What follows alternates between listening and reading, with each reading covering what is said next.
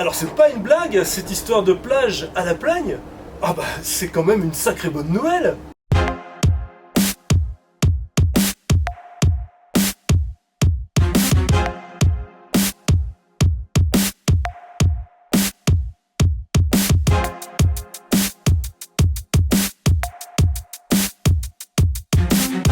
Bonjour les amis, très heureux de vous retrouver pour un film polémique. Et oui, de temps en temps il en faut bien sur la chaîne. Et nous allons aujourd'hui parler de la nouvelle réserve collinaire qui a été créée dans les 2 dernières années à La Plagne, à côté du col de Forclaz. Cette réserve collinaire énorme qui fait 3 hectares, qui fait 270 000 mètres cubes.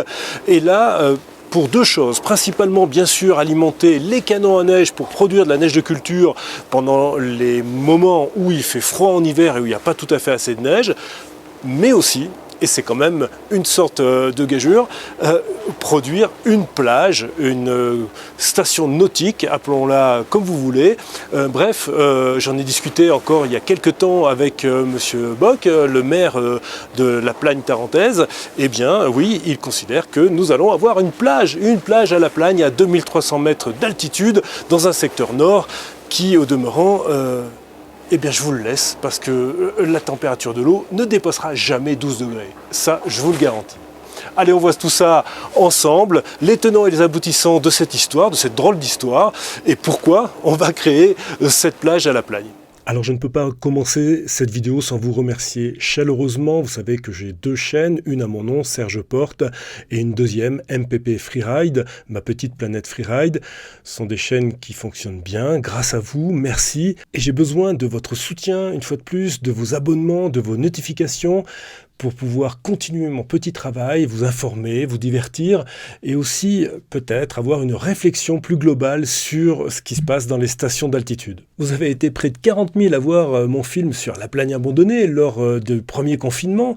Vous avez été également plus de 110 000 à voir ce film sur les travaux qui sont effectués sur la nouvelle télécabine du glacier de la Chope et pourquoi on abandonne ce secteur glaciaire. Et aujourd'hui, ce nouveau film sur cette retenue collinaire est aussi un prétexte pour que nous puissions ensemble réfléchir à l'avenir de ces stations d'altitude, à l'ensemble des travaux qui sont réalisés. Est-ce qu'on a le droit encore d'avoir un comportement aussi invasif dans les stations, aussi nuisible pour le climat, aussi émetteur de gaz à effet de serre? C'est la vraie question et c'est ça que je veux évoquer avec vous aujourd'hui. Alors dans un premier temps, ce que je voudrais voir avec vous, c'est déjà l'impact visuel et puis, on va dire plus général, du chantier qui a été entrepris au col de Forclaz. Alors auparavant, le paysage au-dessus du col de la Grande Forclaz et sous le roc du Diable qu'on voit à l'image, eh bien c'était un très beau pierrier avec quelques espèces de faune et de flore endémiques. Alors ces espèces ont été protégées dans une zone extrêmement réduite de quelques dizaines de mètres carrés seulement, périmètre de protection cerné par tous les engins et tous les moyens qu'il faut mettre en œuvre pour réaliser un chantier aussi important avec, vous le voyez, des dimensions un peu pharaoniques. Alors ces chantiers de grande ampleur font l'objet d'une surveillance attentive de la part de la mission régionale d'autorité environnementale. Cette dernière a émis un avis qui est d'ailleurs globalement favorable au projet, si ce n'est qu'il y a eu un certain nombre de modifications, entre autres la création de cette fameuse base nautique avec des téléskis, avec des chalets, un snack bar, enfin bref, tout un tas de choses. Et en conclusion, l'autorité environnementale considère qu'il faudrait revoir un petit peu la copie et à réajuster en fonction des nouveaux éléments donnés. Alors poursuivons le tour d'horizon de ce chantier qui s'est étalé sur 2 années. Enfin 2 années, bien évidemment, on travaille beaucoup plus l'été que l'hiver. D'ailleurs, on peut aussi se demander l'opportunité de continuer de tels chantiers avec de telles nuisances pendant les périodes d'affluence, on va dire du 15 juillet au 15 août, même si, je dois le reconnaître, la SAP a fait tout son possible pour minimiser au maximum les nuisances. Les chauffeurs faisaient très attention lorsqu'ils conduisaient les camions, ils ralentissaient lorsqu'il y avait des piétons. Bref, c'était bien fait, mais les dimensions colossales de ce chantier ont fait qu'il y a eu beaucoup de bruit, beaucoup de poussière, donc ça a été quand même très gênant. Alors, autre point sur lequel je suis assez partagé, c'est le fait d'utiliser ce pierrier pour les matériaux qu'il a pu constituer pour le chantier. Alors c'est bien parce qu'on a eu beaucoup moins de transport d'enrochement, de rochers, de gravats, etc. à faire venir de la vallée. Donc ça c'est plutôt vraiment bien. Maintenant, ça a fait quand même un sacré trou dans la montagne. On a fait disparaître un endroit qui était vraiment très très joli. Ça a fait aussi beaucoup de nuisances en termes de bruit et de poussière. C'était vraiment énorme. Il y avait des nuages tous les matins qui survolaient la montagne. C'était vraiment assez impressionnant. Donc on peut se poser la question, qu'est-ce qu'il vaut mieux faire? Je n'ai pas la réponse, je vous soumets simplement l'état de fait. Et puis après, on a emballé tout ça à la Christo, un peu multicolore dans la montagne pour étancher ce formidable trou, un peu comme une piscine avec son liner. Là aussi, chapeau aux équipes, c'était quand même vraiment pas évident à faire. Les dimensions sont toujours aussi impressionnantes. Ils ont vraiment travaillé de façon très coordonnée et très efficace, avec un résultat final certes assez graphique, mais quand même ça fait bizarre de voir ça au milieu de la montagne. Heureusement, ça a été recouvert ensuite par un enrochement de façon à pouvoir stabiliser un petit peu la sous-couche. Alors au-delà de l'anecdote de la création d'une plage à La Plagne et de la réserve d'eau collinaire qui semble presque indispensable, en tout cas très utile pour pouvoir pérenniser l'activité touristique du ski l'hiver avec des hivers plus doux et moins enneigés, je voudrais revenir avec vous sur les vraies problématiques que cela soulève. Il faut savoir que les réserves collinaires sont alimentées certes aussi par la fonte des neiges, par la pluie, mais aussi par un prélèvement sur les réserves d'eau potable, ce qui peut bien sûr générer des tensions pour les autres utilisateurs, mais aussi ça demande des dimensionnements de production d'eau beaucoup plus grands et ça entraîne des surcoûts importants. Autre point intéressant, on pourrait croire que le fait de stocker de l'eau dans des réserves collinaires artificielles permet un petit peu d'étaler la dette hydrique et de ne pas trop taper dans les réserves naturelles. En fait, il n'en est rien parce que ces réserves artificielles sont soumises à une évaporation très forte qui va de 20 à 60%. Donc ça ne permet pas justement de lisser cette consommation d'eau. Et oui, même en montagne, on découvre que l'eau n'est pas illimitée et que ces prélèvements peuvent aussi manquer à d'autres utilisateurs, d'autant qu'on a vraiment une expansion très très forte de la demande en neige de culture.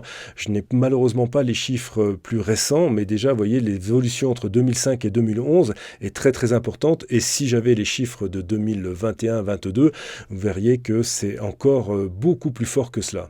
D'autant qu'après utilisation, cette eau de fonte de neige de culture ne revient pas à la nature telle qu'elle.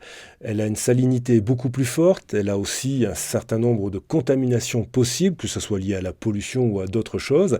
Et on a de nombreux exemples qui nous montrent que c'est pas de l'eau aussi pure que l'on voudrait bien nous faire croire. Autre problématique extrêmement préoccupante, et là elle n'est pas simplement liée aux constructions de retenues collinaires, c'est bien l'émission de gaz à effet de serre, les tonnes de CO2 qui sont émises lors de la construction de différents chantiers sur les stations. On peut vraiment se poser la question de savoir si c'est encore utile, nécessaire de rester sur ce modèle des années 70, de l'expansion à tout prix.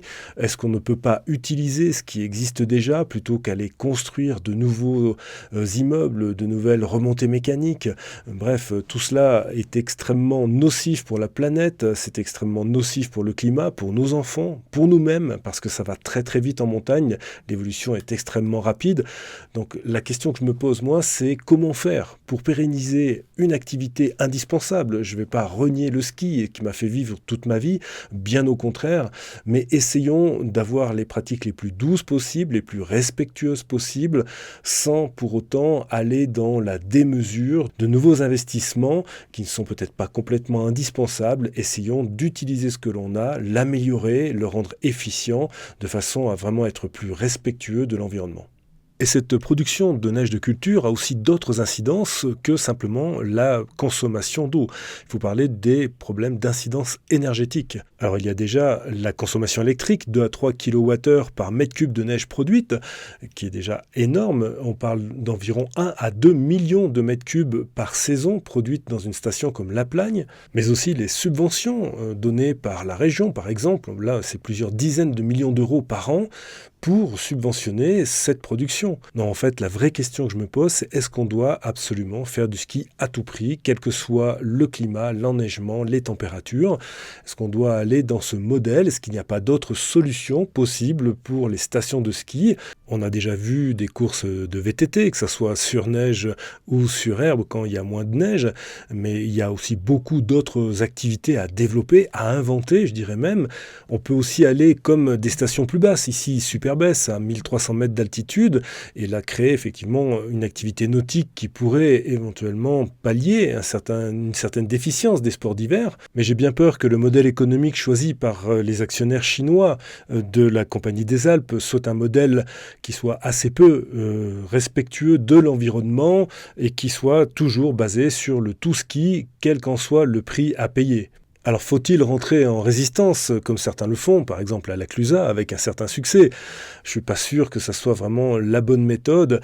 Réfléchissons ensemble, tous les acteurs, pour trouver véritablement la solution à notre avenir, à l'avenir de tous, pour continuer à profiter de la montagne, du ski, avec quelques aménagements. Bien sûr, il en faut, et la neige de culture en fait partie, mais sans aller trop dans l'excès, et je le répète, en utilisant surtout ce qui existe. C'est vraiment mon leitmotiv. Essayons de faire avec ce que l'on a, en le modernisant, en l'aménageant, que ce soit au niveau des remontées, que ce soit surtout aussi au niveau des logements. Et je pense que la montagne s'en sortira bien mieux, et nous aussi. Voilà les amis, eh bien, écoutez, c'est un petit plaidoyer pour le respect au maximum de ce qui existe, de l'écologie, de notre planète, et de pouvoir ainsi continuer à faire du ski tous ensemble pendant longtemps et profiter du bonheur que l'on peut avoir d'être en montagne. Et puis le jour où il n'y a pas de neige, eh bien, on fait autre chose. Allez, à très vite sur de nouvelles aventures sur la chaîne, bien sûr. Et puis je vous dis ciao, bye.